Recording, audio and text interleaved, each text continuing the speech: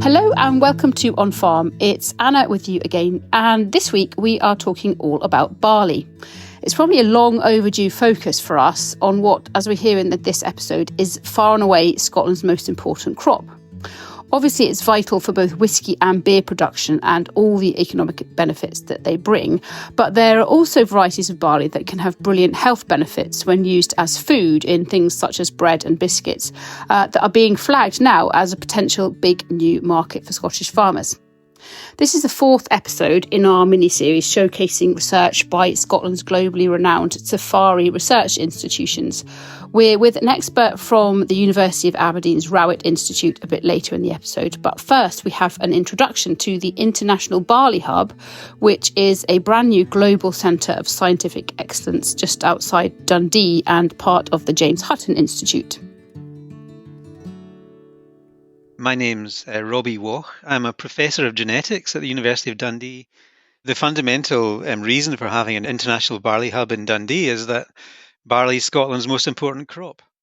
It's the second most important crop in the UK, and it's the world's fourth most important cereal crop. Over the last 30 or so years, because of barley's importance in Scotland, we've established a strong reputation in research excellence within this individual organisation, the James Hutton Institute in Dundee. So the IBH is basically an innovation centre within the James Hutton Institute. Normally, or often, I should say, as a podcast, we get out and about and we're, as our name suggests, on farm. We've not managed that today just because of coordinating diaries. I'd love you, actually, to paint a bit of a picture for us. Can you give us a little bit of a journey in terms of what the Barley Hub looks like and how it operates? Sure. I mean, in terms of the infrastructure itself, the hub will consist of two basic buildings. One's a research block where we do a lot of high-level molecular biology type research. And the other is a field centre, or a farm, effectively, where we do a lot of our field work, or we do a lot of the processing of the samples that come from our field. We have in Dundee around, I think it's 260 hectares of land. Approximately half of that is used for research purposes. And as an example, last year we had out about 15,000 plots of individual barley genotypes in the field. So these plots will have different genotypes that have been given different treatments, for example, different levels of nitrogen or different levels of other kind of supplements, which we go out and score in the field all through the summer. So while we have a very nice emerging, it's not finished yet, emerging science building, which will be equipped to do high quality contemporary research, a lot of what we do is based on the results that we get from growing plants in the field.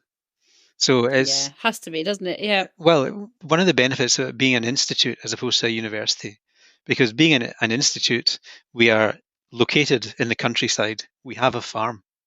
We grow crops commercially. So it's not as if we're only doing field plots and looking at scoring traits. So we have farm staff that know how to manage farms, know how to run farms profitably and generate some kind of return from growing the crops that we grow here. What do you think, therefore, is the single most impactful or potentially impactful challenge that farmers are facing when it comes to the next 5, 10, 15 years when it comes to barley production? I think there's a change happening in agriculture in that for the last 70 or so years, we've relied very heavily on nitrogen fertilizers to produce yield. And it's usually been industrially manufactured agrochemicals, industrially manufactured nitrogen, which is exceptionally costly in terms of energy to generate that nitrogen. Without it, of course, the yields are terrible. We can't grow crops without nitrogen. So the big challenge, I think, is how we change that nitrogen source to one that's more environmentally friendly, and there are various ways of doing that. Using leguminous crops, for example, which fix nitrogen from the atmosphere, or using nitrogen which is used or generated using renewable energy, for example. I don't think either of those is. Personally, I don't think either of those will be the complete solution, but I think there's a blend somewhere in there that we'll use to generate sufficient nitrogen to maintain yields and to maintain soil fertility and all of the other things that are associated with high production agriculture. You mentioned that barley is the fourth most important crop in the world. Cereal crop. And cereal crop in the world. Did you say it was the first or the second most important in Scotland? It's the most important in Scotland by a long most margin. Most important in Scotland. Oh, by a long margin. By a long margin. So that really does make you sit up and think, doesn't it, in terms of requirement and demand, but also in terms of individual farmers and their profitability and how they can plan into the future. Currently, a lot of it's going towards livestock feed and a lot of it's going into the whiskey sector. Can you see that changing in terms of where the markets are and what we need to do in order to meet those? Because I suppose ultimately you could argue that the livestock sector and more particularly the whiskey industry are non-essential when it comes to keeping human life going. Have you got any predictions for how things might change as far as that's concerned? I've got a number of comments to make on that. First of all is that the whiskey sector is an enormous earner for the Scottish economy. And if you can earn money for the Scottish economy, you can actually trade to buy the things that you need because other people want to buy the product that you make. So that's one point. It's not a food crop anymore. Barley, it's not a major food crop. It still is in certain areas of the world, a food crop. It's gone out of favour in Scotland, the UK, I would say not Northern Europe, because Northern Europe, they still eat quite a lot of barley. But in Europe as well, it's gone out of favour in terms of wheat and bread products. I think personally that there is a potential market for barley-based food products to re-emerge, but that will have to be based on the healthy qualities of the grain. I think we really need a kind of a positive marketing exercise for barley food products if it's going to come back into use in this country. It's got to be led by somebody that's, a very popular chef, for example, saying that this is it's the next thing, you've got to try this. Yes. I mean, the other thing I would say about that, just quickly, is that there's an amazing variety of different types of barley which people don't know anything about. And it might be about exploring the variety of grains which are produced from the crop, which have specific, maybe niche markets or whatever, that could be exploited by food producers or people are interested in whole, good quality, high health foods. When I think for a farmer, a lot of this is driven by whether they've got a market for their product. Some of the biggest challenges that, taking Scotland as an example, some of the biggest challenges the whiskey industry has, for example, is reducing their carbon emissions. And they can't control that whole process because probably around half of the carbon emissions that they generate come from growing the crop. So what they're interested in now, they are particularly interested now and willing to fund research that goes into reducing carbon emissions from crop production. So that's a massive change for us because, 10, 15, 20 years ago, that wasn't even on their agenda. And now I think they're willing to look at ways in which they can assist the farming community to generate a product which they can almost, label on the side of their bottle as being, environmentally friendly. So, I think the whole supply chain's involved in this rather than just the farming sector. If there's demand and drive from the end user, then that will drive farmers to look at ways of doing things differently. We've talked about whiskey. I'm very conscious that we haven't, and we ought to have done, mentioned beer, but just kind of set it into context for us, just quite how valuable this sector really is for Scotland. Sure. I mean, you'll know the majority of the barley crops uses animal feed, and it's the market is segmented into really what's called the premium sector and the animal feed sector. In Scotland, about half of the crop goes for animal feed. In the UK-wide, it's probably towards 70%, which means there's about 30% of the national crop is what we would call the premium sector. And the premium sector largely goes to make beer and whiskey. Now, the beer sector is much bigger than the whiskey sector. There's about 23 million pints of beer drunk in the UK every day. So if you think about that in terms of £5 a pint, that's about £100,000 of income a day. Yeah, so the market's quite significant. Across the world, the projected annual income from beer sales, or the beer value chain, is around 750 billion US dollars per year by 2027. So the size of the market globally is enormous. And at the moment, the majority of that market relies on using malted barley as a carbon source, a sugar source, to actually make the product. So about $26 billion in the UK. And the thing about the slight difference between beer and whiskey is that much of the value in the beer chain, the beer value chain, it's effectively recycled within the UK.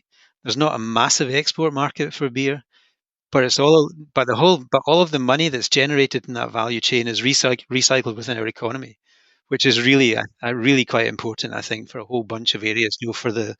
For the hospitality sector, for the transport sector, for the equipment manufacturing sector. All these sectors benefit from the fact that there's a very valuable product being made, and the end use value of it is very high. I think it's a really important crop. Some people don't understand that even barley is used to make beer. It astounds me sometimes that people don't know that beer is made from barley. Yeah, I'm a trustee of RET, the Royal Highland Education Trust, and all about getting in there when kids are young to explain to them where everything comes from and where every crop goes next and what it goes to make. And sometimes we're saddened by the lack of knowledge amongst perhaps the pupils and occasionally their educators. Tell me a little bit more. How do farmers and the International Barley Hub engage with each other? Are farmers able to actively get in touch, or do you go out and find farmers who you'd like to work with? How does that work? Because I don't know if everybody will know the answer to that. In terms of direct interactions, we do run a whole range of outreach events throughout the year. So we usually have a presence at the Royal Highland Show, for example, which showcases some of the things that we do. We run an annual event called Arable Scotland, which invites all of the local farming community to come to Arable Scotland. We have a range of other events which are like that, where we have invites for local farmers or residents, whatever, national even. We've been discussing whether or not we should actually take some of the farmers that come to these events away from that setting and take them up to our field trials, where, like say, we have thousands and thousands of plots, and just explain to them some of the experiments we're doing, rather than have it either on a poster or given a short presentation in a tent. And it might be better for them to see what these things look like on the ground. We run a fortnightly online seminar program. So every Thursday, every second Thursday at 2:00, you can go online and you can join in a seminar which tells you either about the fundamental research we're doing, or research which we try to, how can I say it, without being disrespectful, we try to dumb it down a little bit so that a general audience can understand, at least for the first, half of the presentation, and get an idea of what we're doing. And, we have an emailing list of around 1,500 people that we send out invites to. We put these things onto YouTube after they've been given and recorded, and people can then view them on YouTube. And there's at least one of these videos I know that's been viewed over 1,000 times. Robbie, that was a multifaceted answer, and with way more than I was anticipating. So that's brilliant. What we will do is we'll put a link to the International Barley Hub website in our show notes, so that anybody who's listening can go in there and have a look. And as I say, I learned a huge amount from the website, but I've learned even more from you today. Thank you very much. My pleasure. Thank you very much for having me. For the second part of this programme, I paid a visit to Crafty Maltsters in Auchtermuchty for a chat with one of the founders there, Alison Milne, who is an old friend and colleague of mine, actually, and also from the University of Aberdeen's Rowett Institute, one of the SEFARI partners, a leading researcher looking at barley as a food. I'm Wendy Russell. I'm a Professor of Molecular Nutrition at the University of Aberdeen's Rowett Institute. At the Rowett, I lead the microbiome, food innovation and food security themes, but I also lead the Sustainable Food Security and Supply for the Scottish Government Strategic Research Programme. My name is Alison Milne. My husband and I are involved in a family farming partnership in Auchtermuchty in Fife, and we are also directors of Crafty Maltsters Limited, which is a business that we set up 5 years ago using homegrown barley to malt and sell on to the brewing and distilling industry. Alison, I might come to you first of all. Could you tell me a little bit about the start of your barley growing journey, what you and Danny, your husband, have done, and how the Barley Hub been involved in that? Yeah, our journey towards Crafty Maltsters started probably about 8 years ago, maybe more, maybe 10 years ago. You lose track of time. And it was born out of my role working at NFU Scotland, where I'd been doing a project with C&C Group, Tennent's Lager, looking at how they could develop a relationship that was much closer with their growers in terms of that provenance and value that farmers bring to the supply chain. In amongst that, I started to realize that the barley journey is really quite a hidden one. Whether it's heritage, whether it's value, whether it's opportunity, a lot of that was being lost in a commoditized, industrialized supply chain. And I think that applies equally to food as it does to drink. But for us, the opportunity lay in that malting process. When we first looked into whether or not there was an opportunity for small scale malting, it became apparent that really that is a highly industrialized and commodity supply chain, and one that was very, very difficult to demonstrate both the value of the barley and the farmer. And that was when we thought, perhaps this is an opportunity worth exploring. And then the journey probably lasted about 5 years in terms of looking at the market opportunity, looking at the equipment, looking at how we would actually learn the skill of malting. And yeah, now we started Crafty Maltsters in 2019, 2020.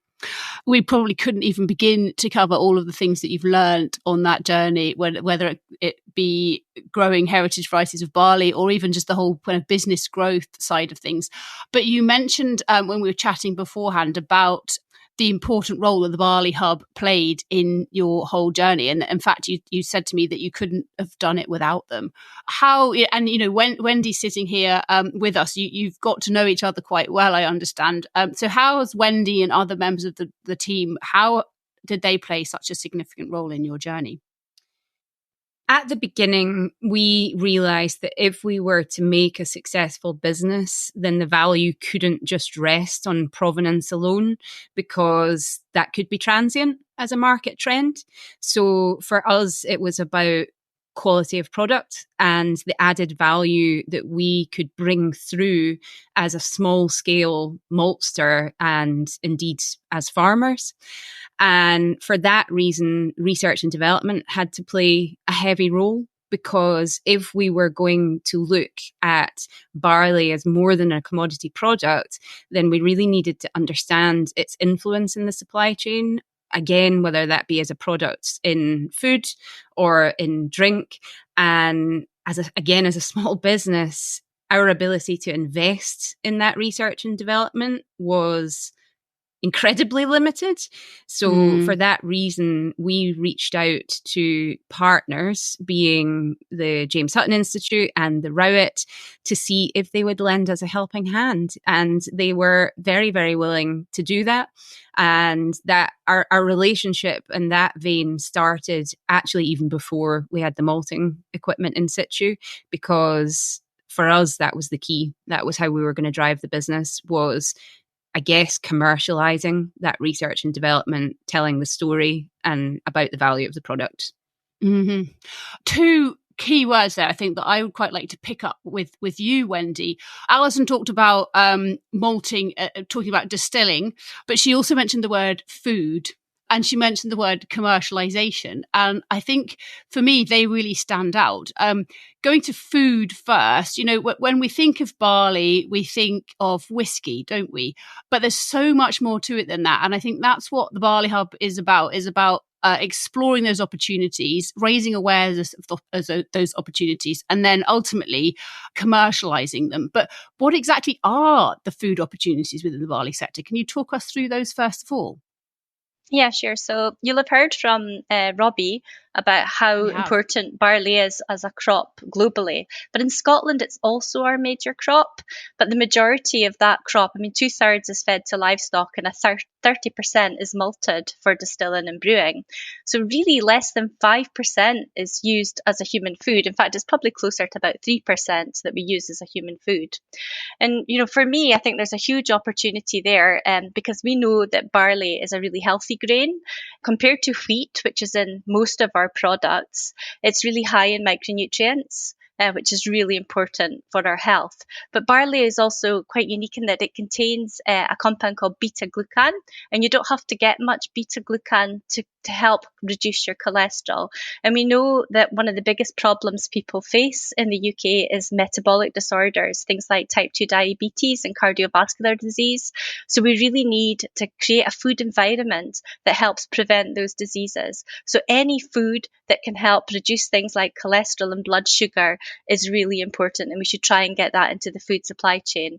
Now, barley is one of those products that can really do that, but not the barleys that are currently available commercially. If you go into a supermarket, all you'll probably find is pearled barley, which has had a lot of the goodness removed through pearling. And people, they'll use it for Scotch broth or, maybe for a couple of other dishes, a risotto. Often, Yeah, but it's not really a healthy barley, and they were actually varieties that were destined for distilling. Now, the problem with barleys that are destined for distilling is the beta-glucan's not good for distilling, so they try and remove that component from the barley. So the barleys that are in the market aren't fit for purpose as a food. So if we want to start to shift barley production into foods, we need to make sure it's the right varieties that are grown there. So we need to make sure that they're varieties that have high nutritional quality. We need to make sure that they've got the beta-glucan present, that they're versatile and easily processed, and that they're tasty and affordable. But now we also need to make sure that they're going to be more climate resilient. One of the things even the distilling barleys and people that are creating them are looking at is making sure that, yield possibly stays the same, but their climate resilience is higher. And that's really important when we're thinking about barleys. Now, we have some barleys that we're really keen to promote. So that we're really keen on some coloured varieties. And the reason we're keen on those, they are created from, they're crossed from land races with modern crosses. So they're more productive than the original land races. But being from a land race, they still retain some of that high nutritional quality. They're also coloured, so we're looking at black and purple and brown and yellow barleys, and we think there's a real opportunity there in food innovation to use those coloured barleys. But one of the most important things about those barleys is they're hull-less. They don't have a hull attached to them, which means they don't need to be dehulled. It's one less processing step, so it means they can go straight from the field to fork without processing. So one of the things that we've done, and I can tell you a bit about that if you like, is that we've run a human study to look at the potential benefits of those barleys. And we also wanted to look at one of our traditional Scottish land races, and that's where Alison produced some bear barley for us. It was a Burnaby bear barley, and we included that as a control. So we ran a human study comparing one of our coloured varieties with a Scottish land race, and we compared them with wheat just to see how beneficial they would be as food barleys. To put it simply, if I were to go into a shed at home and get some barley, it's not going to be the variety that's got those nutrients that you're talking about. And therefore, if I milled it into flour, it's not going to have that added oomph that we need effectively. So the key here then is bridging the gap between your knowledge and understanding and the growers and people like Alison. And I suppose, how do we overcome that challenge? Because you've got Alison and Danny who are forward thinking, they wanted to do something different. They thought, how does our farm, how are we best suited to do something different? What could that be? They sought out help from the Barley Hub, and you can see their journey, and it's been an amazing one. But how do you bridge the gap with other growers to encourage them to grow what you need? It's about kind of making that commercial connection, isn't it? Yeah, so I think there's a few things that we need to do first. I think we need to create the evidence to be sure that we're delivering the right type of barleys to the market. So as I say, we ran a human study where we chose the black barley, which is, a really interesting variety. And we compared it with, as I say, the bear barley and the wheat flour. So in that human study, we were looking to see if we could reduce blood cholesterol and blood glucose, because those are the two things that are really important when it comes to metabolic disease. And what we found was that we could, with 65 grams of the black barley, we could deliver enough beta-glucan to contribute towards blood cholesterol reduction. Now, 65 grams is only 2 slices of bread. Yes, that's nothing. So, you know, by creating a bread with that barley, they only need to eat 2 slices a day in order to contribute towards blood cholesterol reduction. For the bare barley, which is slightly lower in beta-glucan, you would maybe need to eat 4 slices of bread per day. But wheat flour doesn't have it at all. So you can see straight away those barleys are really important. The other thing that we found out in that study was that both the bare barley and the black barley were much higher in magnesium, potassium, phosphorus, manganese, copper, and zinc than wheat flour. And even though wheat flour is fortified with calcium and iron, we delivered more iron and a third of the calcium that wheat flour delivered, even through fortification. Yes. So those micronutrients are really important. We also found that both barleys reduced blood glucose and blood insulin. It was just a trend because it's a small acute study, but we could see that reduction.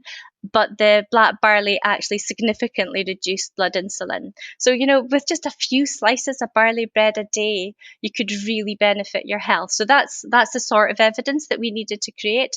But we also needed to make sure that people would want to eat that barley, because we don't want to tell farmers to grow a particular barley variety for food unless we know that consumers are going to eat it. Yes, absolutely. Can I ask a question? Absolutely. Go for it. Wendy, one of the two issues that we've faced on a commercial scale is one around the processability of the grains, and in particular, from a farming point of view, moving through the combine. You know, as land races, they're robust grains, so it takes a lot to move them through. You know, for us, it got to the point where actually it was becoming a health and safety issue in terms of actually being able to combine them. The other issue that we faced is supply chain, scale-wise.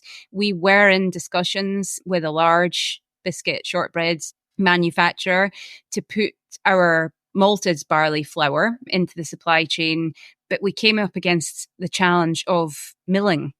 And the fact that we were reluctant to invest in a mill as it was a trial, and we really couldn't find anybody else on a commercial scale to do it for us. So the projects failed as a result.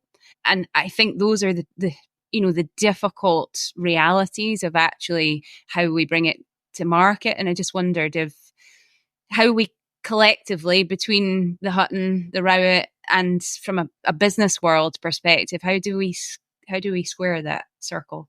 And actually, it's a similar conversation that we had. We've also created an episode about hemp production, and again, it seems to be going really well. But there was mention made of the fact that hemp is really tough on a combine. So we're very aware of all of those problems that you just mentioned. That's part of the reason we've been focusing on the hull-less grains, and that only solves one problem. It solves the problem of dehulling, which we know is a big problem. There aren't facilities available to dehull. We have to dehull ourselves using small-scale facilities, and we know how challenging that is.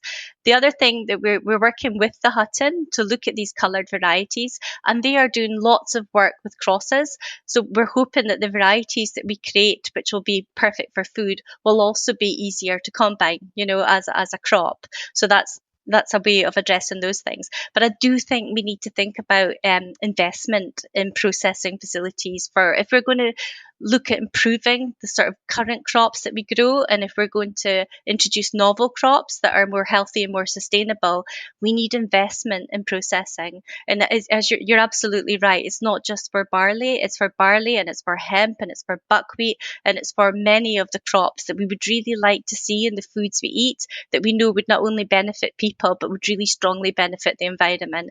And I think, you know, if we have potential to do that, then we should be getting investment in those processing facilities. But again, as Alison mentioned, scale is really important. And one of the things that we are doing is we're working with a major bakery producer at the moment, because they are a bakery. They produce baked goods for all of the major supermarkets. And if we can get them to incorporate barley flour into baked goods that people are eating, in huge amounts, like the bread roll, the round roll, the rowie, the oat cake, then we know there's a market. And again, it's about having that market, not just, a niche market and a few products for a few people. We really have to be able to produce, these products at scale. Yeah, because I think that's it. Alison, I'm sure you would attest to this, that actually farmers across the country want to do what they can in terms of innovation, in terms of improving diet. We could also go, discuss, environmental things as well. But ultimately, it's got to be commercially viable. Yeah, completely agree with that. And actually, kind of on that vein, Alison, if we can solve some of the issues that you've outlined in terms of processing, are there any other challenges do you think we need to overcome in terms of the farming sector? Because without being disrespectful, not every avenue of farming is always open to change and willing to do things differently. So how do we kind of get into the psyche and convince farmers that actually these things are worth doing? My experience has always been that it's not that farmers are reluctant to change. It's often that they don't have a vehicle in which to come together, to collaborate, to be led in terms of those commercial opportunities. And my perception is that we have a suite of different organizations that represent the industry, but nothing that actually comes together to look at Scottish Agriculture PLC.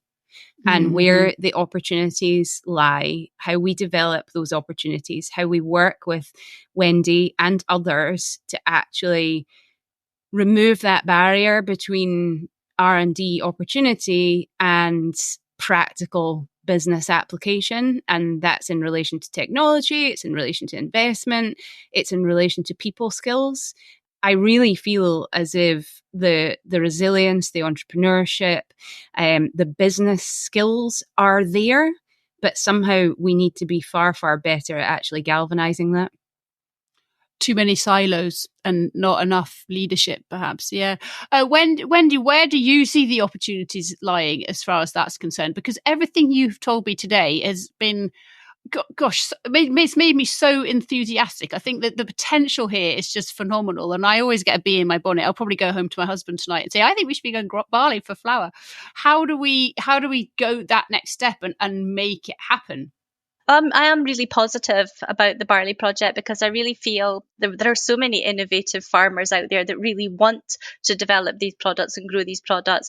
We've worked with so many, with the hemp project, with many other projects, and they're the first people to test things out and try it. I think what we have to do is help create the evidence in the market, and that's what we're very much trying to do. I think if we can do that, we can create the evidence, get the public on board, create the supply chains that are robust and economically viable, then I think there's a real future for these crops. I'm really positive about some of these hullless barley varieties. We've created lots of foods, prototype products with them, and they're really tasty and they're really easy to swap out wheat for these products. They don't taste very different, and to get all the benefits but very similar taste to what people are used to, I think is what we really need to do. So it really is about, as you say, galvanizing everyone, getting everyone together within the supply chain, and I think there is a positive way forward. Yeah, we're primarily talking here about barley flour. And you mentioned pearl barley and soups. Is there anything else that I'm missing? Are there any other creative routes that we can get this amazing substance inside people's tummies? Yeah, well, there's lots of products that can be created from barley. You can make a whole range of products. You can make noodles, risottos, drinks. You can make barley milk. There are lots of things you can do. We are actually also really interested in malted barley as a food product because we know that when we malt barley, we reduce the phytate. Phytate is a problem for uptake of minerals. So, reducing phytate means that more minerals can be bioavailable. But also when you malt it, you're not just remove phytate, you turn phytate into beneficial molecules. So that's another area of research we're working on, is looking at those beneficial molecules that are created when you actually malt barley. So I think, there's opportunity in getting barley into the supply chain, but there's still opportunity in getting malted barley into the supply chain too. Like Wendy, I see the opportunity. And I think over the last couple of years, for want of a better word, I've been a little bit scunnered by seeing the opportunity, seeing the market, yet not quite being able to find a route through to get there, whether that's on malt, raw barley, or any of the opportunities that we've discussed. I'm delighted to be involved in the project, and I have thoroughly enjoyed over the last few years the conversations that I've had with Wendy and her enthusiasm. We need more people in the industry that have Wendy's vision more Wendyes. And enthusiasm. Thank you, Alison. and actually, I feel very uplifted by so much enthusiasm and positive. Can I just say research. that, I think we're really lucky in Scotland because, we're a country, we're just the right size. And most of the processors and farmers and scientists really know each other, and have that capacity to work together. And I think, the government is investing quite a bit of money through their strategic research programme in developing robust supply chains. And I think, in the next few years, if we really get things right, we can really make a change, if we all work together. And it's really important because our food system is not just important for providing healthy food for us, but it's the biggest threat to our environment if we don't get it right. So I think we do need to ensure that we're doing the right things, creating the right foods that meet all of Scotland's major targets. Mm-hmm. Yes, completely agree. Wendy, it's been amazing talking to you. Your enthusiasm is infectious, and I love that. No, it's great. It's really fantastic. It really is great. So there we have it. That episode was the 4th of 4 episodes that we have done in conjunction with SEFARI. Enormous thanks are due, really, to them for supporting the On Farm podcast and for providing 4 really fascinating topic areas for us to discuss, and also providing the wonderfully knowledgeable people for us to discuss them with. And thanks also to you for listening. We hope that you found these episodes both interesting and useful, and hopefully you've learned something. I certainly did. And we'll be back again next week with a new topic. So as ever, the On Farm podcast is brought to you by the team at Scene&HerdPR and Marketing. And something that I just wanted to remind you of is our On Record project.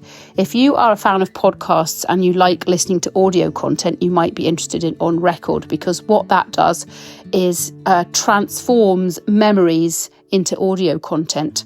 You might have a grandparent or a retiring farm worker or somebody that you know who's just got the most fascinating stories. And if you contact us and become part of our On Record project, we can record and store and save those memories for posterity and for historical value as well, and allow people to listen to them for many years to come. So get in touch with us if you think you want to be involved in that. The website is www.onrecordmemories.co.uk.